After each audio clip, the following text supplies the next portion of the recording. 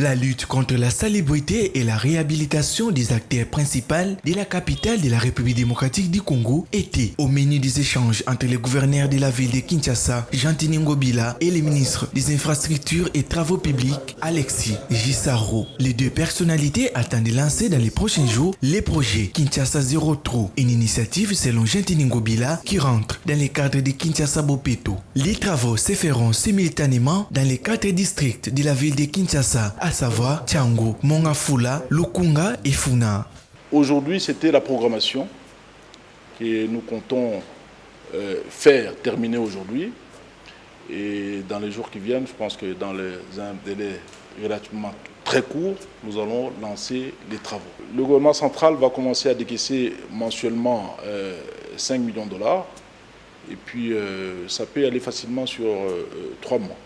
Kinshasa Zero Trou est un programme conçu par le ministre d'État en charge des infrastructures et travaux publics. Ce projet s'étendra sur 3 mois et bénéficiera du financement mensuel du gouvernement central de près de 5 millions de dollars américains. Nous avons conçu un programme que nous avons appelé Kinshasa Zero Trou, conçu par les ministres d'État, ministre des infrastructures, et validé aussi par la ville de Kinshasa. Et j'ai dit ce projet fait suite à la volonté du président de la République, à améliorer les conditions des chauffeurs, des utilisateurs donc des routes. Il s'est de rappeler que, dès son arrivée à la tête de la ville de Kinshasa, Jean-Tini Ngobila Mbaka a fondé son mandat sur le programme Kinshasa Bopeto. La mise en place d'une politique de construction des routes est une mesure d'urgence afin de rajouter les routes secondaires et de résoudre les problèmes de transport dans la capitale.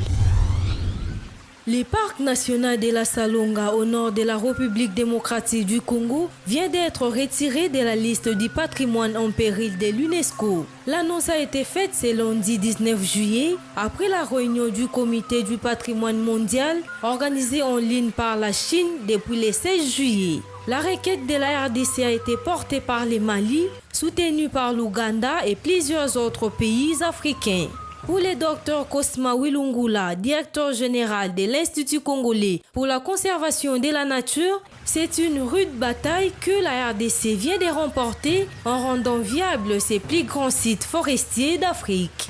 Nous venons d'arracher cette grande décision incroyable aujourd'hui. Donc le site vient de passer vers 13h ici. On l'a sorti de la liste en péril.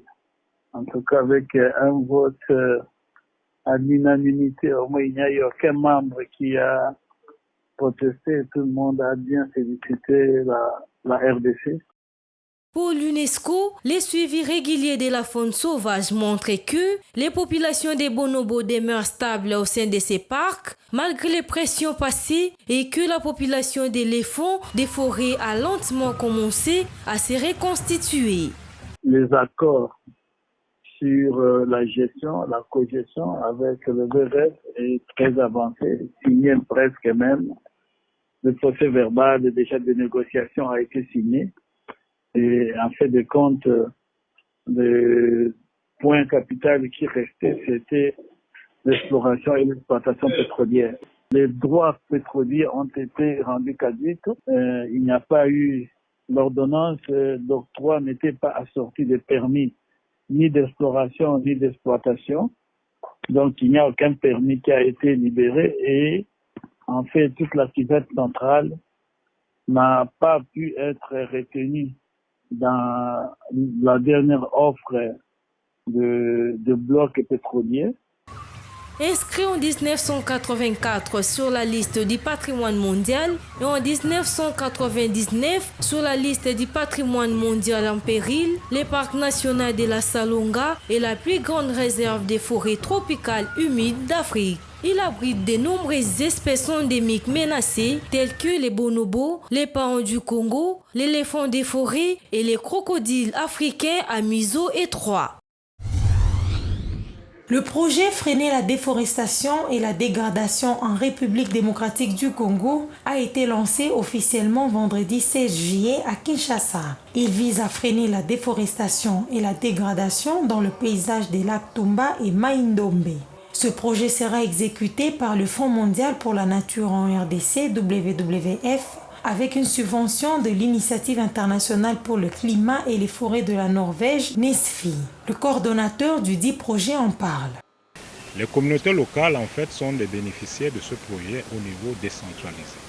Donc, elles ont le rôle de pouvoir s'approprier, voir un devoir et faciliter l'installation du projet dans la localité. C'est une contribution. Nous allons faire un suivi de proximité auprès de toutes nos parties prenantes et en tête le ministère en charge des forêts et de l'environnement afin que les politiques soient suivies.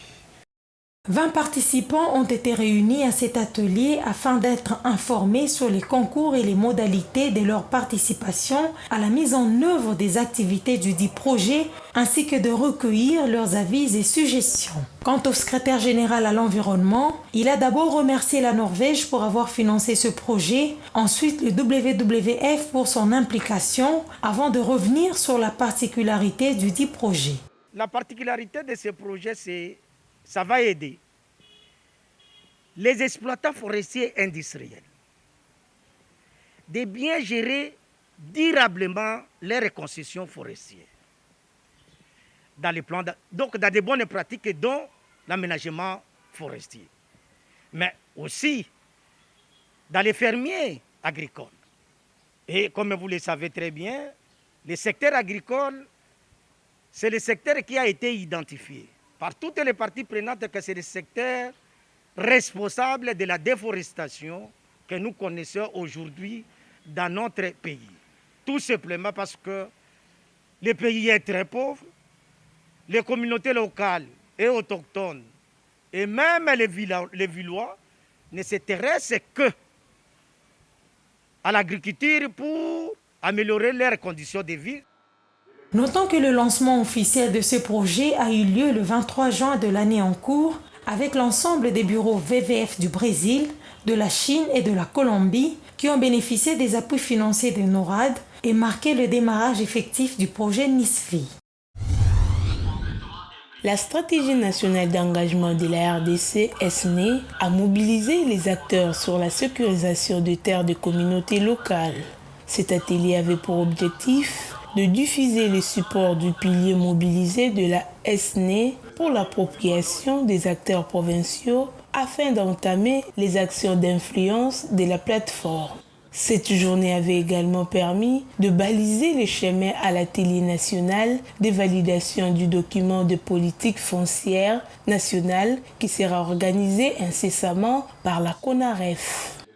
Et ce jour s'inscrit en complément pour aborder le contenu des outils et les moyens législatifs pour mieux prendre en compte la volonté des communautés locales dans les procédures d'affectation et de gestion des terres. Depuis son début, la réforme foncière a adopté une approche participative qui permet de mettre autour d'une table tous les acteurs du secteur foncier. Il s'est dégagé quelques problèmes particuliers qui méritent d'être soulevés avant la validation du draft de la politique foncière. Aujourd'hui, nous notons qu'il y a beaucoup plus de cas de thésaurisation de terres, donc de provision de terres foncières qu'avant. Ce qui va générer donc plus de conflits lorsque nous aurons une nouvelle loi et une nouvelle politique foncière. Il est important pour nous que l'on puisse mettre cet élément au devant de la scène, en parler avec des acteurs pour voir qu'est-ce qui peut être fait en attendant pour préserver les terres des communautés locales.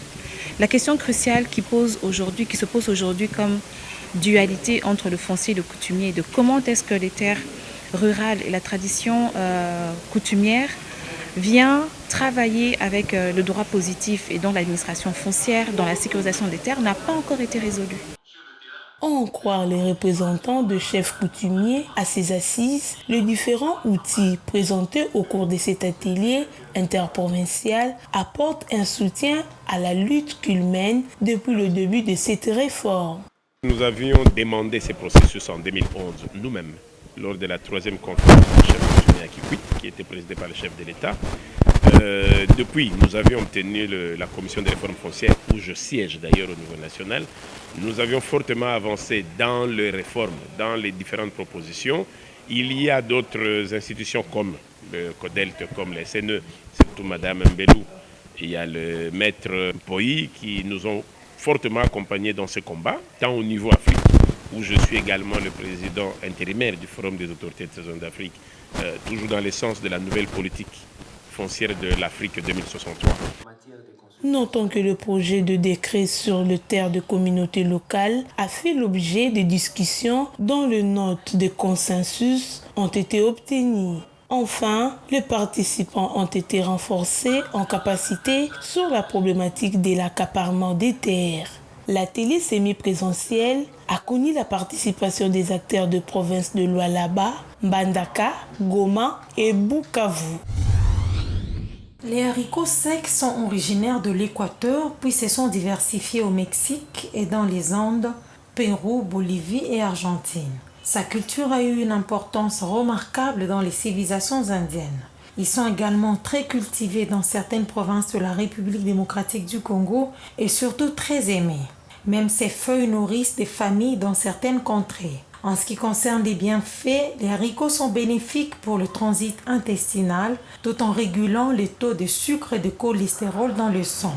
Accusés de provoquer d'inconfortables ballonnements, les haricots sont source d'amidon et préviennent le cancer. Par ailleurs, les haricots secs sont riches en composés antioxydants dont l'action est augmentée par l'inositol ou vitamine B7 qui aurait un rôle anticancéreux. Ils permettent ainsi de préserver une bonne santé cardiovasculaire. Très bien pourvus en fibres, les haricots ont la capacité de réguler naturellement le taux de sucre dans le sang, ce qui est particulièrement utile en prévention ou dans le contrôle du diabète de type 2. Riches en protéines et contenant les 9 acides aminés essentiels à l'organisme, les haricots contiennent des protéines et ont un effet antifatigue appréciable, de même que les minéraux fer, potassium, phosphore, magnésium qui luttent contre la fatigue intellectuelle. Parlons de la cuisson. Les haricots secs sont durs. Pour les rendre doux, il suffit, avant de les cuisiner, les laisser tremper durant quelques heures, voire une nuit. Cela permet d'amollir la pellicule qui entoure les graines et qui sont responsables des désordres intestinaux. Mais avant tout, ils se doivent d'être bien triés avant de les séparer des déchets qui les accompagnent depuis les champs, bien les laver avant de les laisser bouillir pendant un long moment afin de les rendre doux. Les haricots s'accompagnent bien avec plusieurs plats, mais pour les manger, il est important de bien les mastiquer de manière à ne pas laisser tout le travail aux intestins sous peine de désagrément. À Kinshasa, les haricots sont appelés madessu. Ils se vendent dans tous les marchés même si le prix varie selon le vendeur.